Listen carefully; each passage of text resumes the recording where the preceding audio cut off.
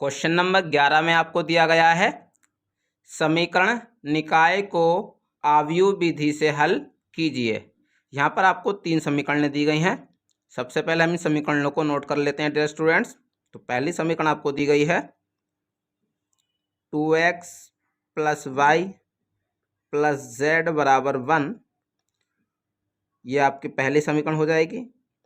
फिर लिखा है x - 2y - z बराबर 3/2। डियर स्टूडेंट्स, आप इस 2 की गुणा इस तरफ कर लीजिए तो ये हो जाएगा आपका 2x - 4y - 2z बराबर 3। ये आपकी समीकरण नंबर 2 हो जाएगी। और समीकरण नंबर 3 आपको दी गई है 3y - 5z बराबर 9। ये समीकरण नंबर 3 हो जाएगी। अब आप इन समीकरणों से x, y, z के मान ज्ञात करेंगे। अब आप इनको आगे सोल्व करेंगे। आप लिखेंगे यहाँ पर समीकरण को ax बराबर b के रूप में लिखा जा सकता है। डियर स्टूडेंट्स, अब आप a, x और b के मान ज्ञात करेंगे। तो देखिए a का मान हो जाएगा आपका 2 1 1 2 -4 -2 0 3 -5। ये आपके a आव्यूह की वैल्यू हो जाएगी। अब आप x आव्यूह का मान लिखेंगे तो वो हो जाएगा आपका x y z। अब आप b का मान नोट करेंगे तो ये b बराबर हो जाएगा आपका 1 3 9। ये आपका b आव्यूह का मान हो जाएगा। डियर स्टूडेंट्स, अब आप आव्यूह a के सारणिक की वैल्यू ज्ञात करेंगे। तो ये हो जाएगा आपका a सारणिक बराबर 2 और यहाँ पर हो जाएगा आपका 20 + 6। डियर स्टूडेंट्स, हम आपको सारणिक की वैल्यू पहले निकालना सिखा चुके हैं, इसलिए मैं यहाँ पर डायरेक्टली इसको कर दे रहा हूँ। तो ये हो जाएगा आपका 0 और यहाँ पर हो जाएगा आपका +1 और 6 + 0। तो यहाँ से हो जाएगा आपका 2 × 26 -1 और यहाँ से हो जाएगा -10 और प्लस यहाँ पर हो जाएगा आपका 1 × 6। तो यहाँ से हो जाएगा आपका 26 दूनी 52 और ये हो जाएगा आपका माइनस प्लस 10 × 10 और प्लस का यहाँ से 6 × 6 हो जाएगा। जब आप सबको जोड़ देंगे डियर स्टूडेंट्स तो यहाँ से जो है आपकी वैल्यू 68 निकल कर आ जाएगी, जो कि 0 के बराबर नहीं है। तो आप लिख सकते हैं यहाँ पर कि अतः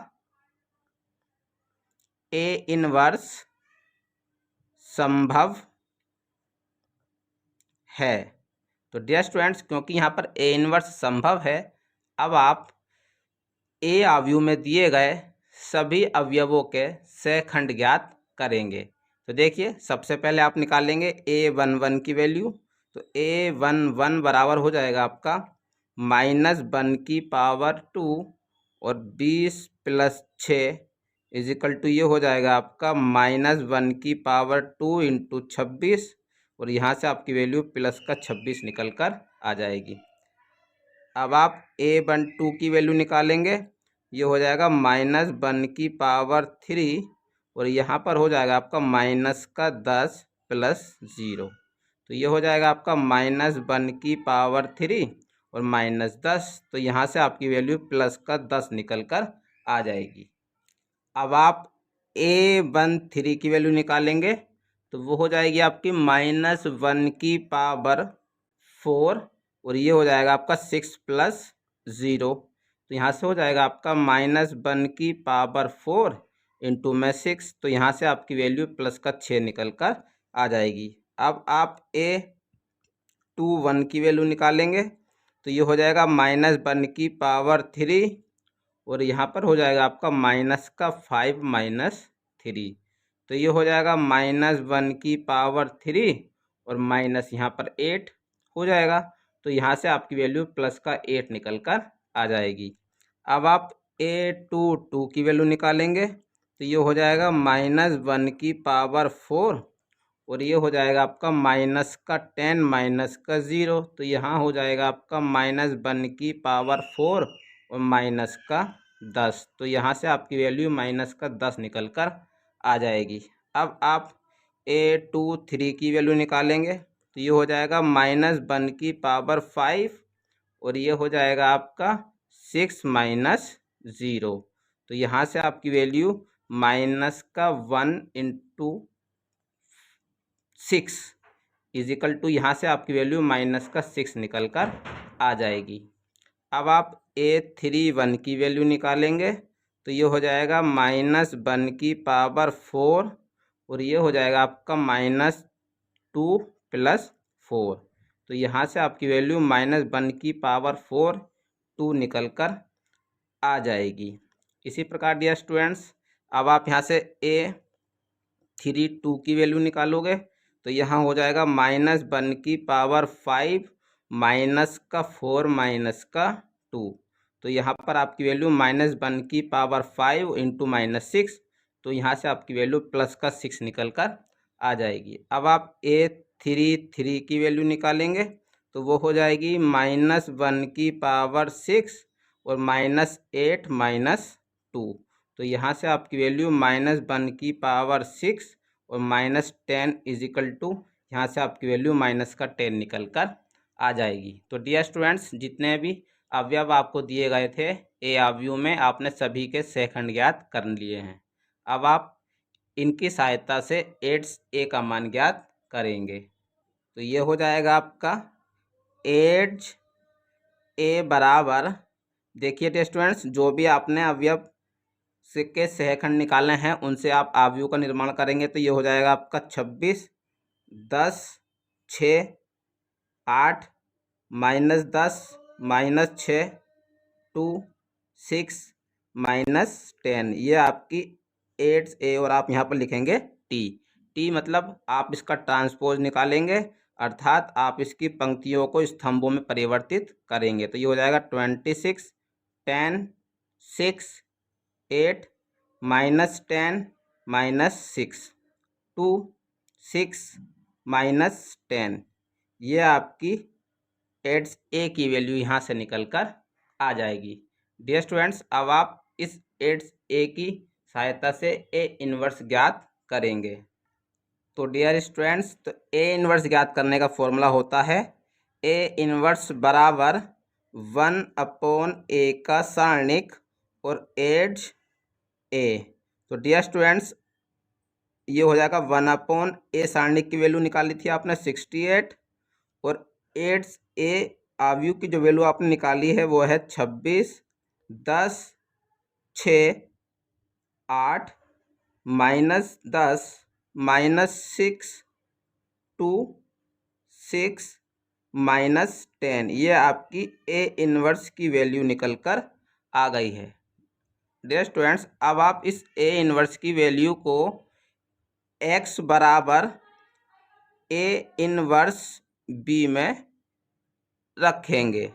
तो ये हो जाएगा आपका x का मान जो आपका है वो है x y z और a इनवर्स की वैल्यू है आपकी 1/68 और a इनवर्स की वैल्यू 26 8 2 10 -10 6 6 -6 -10। ये आपकी ए इनवर्स की वैल्यू है। और अब आप बी की वैल्यू यहाँ पर पुट करेंगे तो बी की वैल्यू आपकी है 139। तो डियर स्टूडेंट्स, अब आप इस अवयव की मल्टीप्लाई इस अवयव से करेंगे तो यहाँ हो जाएगा आपका 1/68। और देखिए, जब आप इस पहली वाली पंक्ति की गुणा इस वाले स्तंभ से करेंगे तो ये हो जाएगा आपका 26 + 24 + 18। अब आप दूसरी वाली पंक्ति की गुणा स्तंभ से करेंगे तो ये हो जाएगा आपका 10 माइनस 30 प्लस 54। जब आप तीसरी वाली पंक्ति की गुणा स्तंभ से करेंगे तो ये हो जाएगा 6 माइनस 18 और माइनस 90। अब आप इसको आगे सोल्व कर लीजिए डियर स्टूडेंट्स, तो ये हो जाएगा 1/68। और डियर स्टूडेंट्स जब आप इनको सबको जोड़ लेंगे तो यहाँ से आपकी वैल्यू 68 हो जाएगी, यहाँ से आपकी वैल्यू 34 निकल कर आ जाएगी और यहाँ से आपकी वैल्यू माइनस का 102 निकल कर आ जाएगी। तो डियर स्टूडेंट्स अब आप इस 68 की मल्टीप्लाई अंदर कर देंगे। डियर स्टूडेंट ये 1/68 लिखा हुआ है, अब आप इस 1/68 की मल्टीप्लाई अंदर करेंगे तो यहाँ से ये हो जाएगा आपका XYZ, तो आपका ऐसा ही रहेगा XYZ। और देखिए जब आप 68 से अंदर 68 को डिवाइड करेंगे तो यहाँ से ये एक बार कटेगा। इसी प्रकार ये आप 34 लिखा हुआ है, जब आप इससे डिवाइड करेंगे 68 से तो ये हो जाएगा आपका 1/2 और यहाँ से आपका हो जाएगा माइनस का 3/2। तो यहाँ से ये आपकी XYZ की वैल्यू निकल कर आ जाएगी। तो आप लिख सकते हैं यहाँ पर डियर स्टूडेंट्स कि अतः x बराबर 1 कोमा y बराबर 1/2 कोमा z बराबर माइनस का 3/2, ये आपके XYZ के मान निकल कर आ गए हैं। तो डियर स्टूडेंट्स इस प्रकार से आप क्वेश्चन नंबर 11 को सॉल्व कर सकते हैं।